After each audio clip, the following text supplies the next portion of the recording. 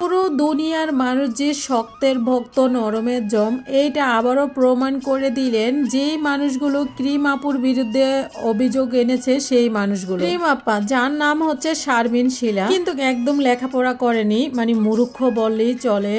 সে অনেক কষ্ট করতেছে, অনেক কষ্ট করে যখন সে ভাইরাল হয়েছে তখন থেকে আমরা তাকে কম বেশি সবাই চিনি, যেটা দেখেছি উনি একটা পরিশ্রমের মানুষ। টাকার জন্য সে অনেক কষ্ট করতে উল্টা পাল্টা পাগলামি ক্রিম বিক্রি করতেছে, পার্লার দিয়েছে, দিন রাত খাটতেছে, বিভিন্ন জায়গায় ভাইরাল শ্যুট করতেছে, অনেক কষ্ট করতেছে। এই কষ্টগুলো শুধুমাত্র তার সন্তানদের জন্য এবং তার পরিবারের জন্য। হয়তো সে বুঝে নেয়, না বুঝে ভুল করে ফেলছে, কিন্তু একটা মা, নিজের জন্ম দেওয়া মা, এখনই একটা সন্তানে খারাপ চায় না। তার দুইটা সন্তান, তার দুইটা সন্তানের জন্য কি আমরা কিছু করেছি? খাবারের জন্য, পোশাকের জন্য, চিকিৎসার জন্য আমরা কিছু করছি? 1 টাকা দিয়েছি? এই মা সে সংগ্রাম করে, কষ্ট করে, যুদ্ধ করে ইনকাম করতেছে। সে হয়তো বা বুঝতে পারে নাই যে তার পিছনের মানুষ এভাবে লেগে যাবে। সে যে ভুলগুলো করতেছে, যেগুলো মানুষের চোখে, আমি সত্যি কথা বলি, আমার চোখেও 2-1টা জিনিস মনে হয়েছে যে কেন এরকম করতেছে, এতটুকু বয়সে চুল কালার করতে হবে, কিছু কিছু জিনিস একটু মানে আমার কাছেও খারাপ লেগেছে। এরকম হয়তো অনেকের কাছে খারাপ লাগছে। আবার আরেকটা ভিডিওর ভিতরে দেখছি ইফতারি করতেছে, কিন্তু সেই মেয়েটা খেতে যাচ্ছে কিন্তু ইনি খেতে দিতেছে না।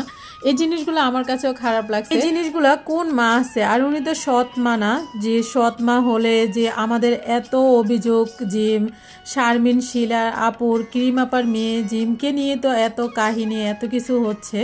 ওনার তো নিজের সন্তান, উনি কি নিজের সন্তানকে নির্যাতন করতে পারে? আমাদের কি হলো, মায়ের থেকে মাসির দরদ বেশি? এইটাই আমরা প্রমাণ করতেছি, মায়ের থেকে মাসির দরদ কখনই বেশি হয় না। মা যতটা সন্তানকে ভালোবাসতে পারে পৃথিবীর অন্য কেউ এরকম ভাবে ভালোবাসতে পারে না। যদি সত্যি পাগল হতো বা তাসিরা হতো, প্রবলেম থাকতো, মাসায় মানসিক সমস্যা থাকতো, তাহলে সে কি মানে সন্তানকে নিয়ে কি অনলাইনে এসে নির্যাতন করবে? লাইফ সে ভাইরাল হওয়ার জন্য সেটা করছে। সে ভাইরাল হওয়ার জন্য, সেখান থেকে 2 টাকা ইনকাম করার জন্যই ভিডিওগুলো করছে, ক্যামেরা চালু রেখে করছে। সে যদি সত্যিকারই নির্যাতন করতো বাচ্চাগুলাকে, তাহলে মানে স্ক্রিনে কখনো এসে করতো না, অন স্ক্রিনে করতো বাচ্চাগুলাকে নির্যাতন। শত শত বাচ্চা ঢাকার শহরে কাজের জন্য আসতেছে, দেখা যায় বিভিন্ন জায়গায় নির্যাতন হচ্ছে, ছেলে হোক মেয়ে হোক, তাকে অনেক কিছু যে কত ধরনের নির্যাতন করতেছে, অফিস কিনে, অন কিনে, ওইগুলোর দিকে খেয়াল করতেছে না। আমরা লাগছি ওই মহিলা যে কিনা বাচ্চাদের জন্য এত কিছু করতেছে। আর যারা সত্যিকারীর মানে নির্যাতন করে, তারা ক্যামেরা রেখে কখনো নির্যাতন করে না, ক্যামেরার বাইরে অফ স্ক্রিনে মানে যা করা তাই করে। এটা আমাদের অবশ্যই মাথায় রাখতে হবে। যে আমি বললাম না, নিজের কাছে মনে হইতো মাঝে মাঝে এই মহিলাটা কেন এমন করে, বাচ্চাদের সাথে কেন চুল কালার করতেছে, ফেসিয়াল করতেছে, বিভিন্ন প্রোডাক্ট দিতেছে বাচ্চার স্কিনের জন্য। মানে আমার কাছে অনেক বেশি খারাপ লাগতো। কিন্তু তার মানে এই না যে আমি তার নামে অভিযোগ করব, তাকে গ্রেফতার করাবো, তাকে সাজা দিব। কেন সাজা দিলে কি হয়? তো অন্য ধরনের ছিল, তাকে ভালো একটা মানে দেখা যায় আমরা এগুলা থেকে সরিয়ে আনতে পারতাম। অনেক ধরনের মানে জিনিস আছে যে আমরা যদি চাইতাম। এতই দরদ হইতেছে, উঠতেছে বাচ্চাদের জন্য।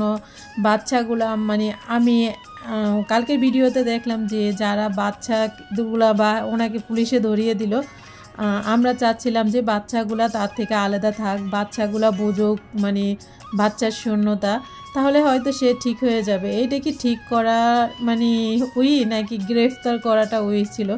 বিভিন্ন ধরনের কাউন্সিলের মাধ্যমে আমরা বুঝাইতে পারতাম। বাঙালি উঁচুকে ভাঙ্গালি, এইটা কতবার প্রমাণ করব, প্রমাণ পেতেই আসি।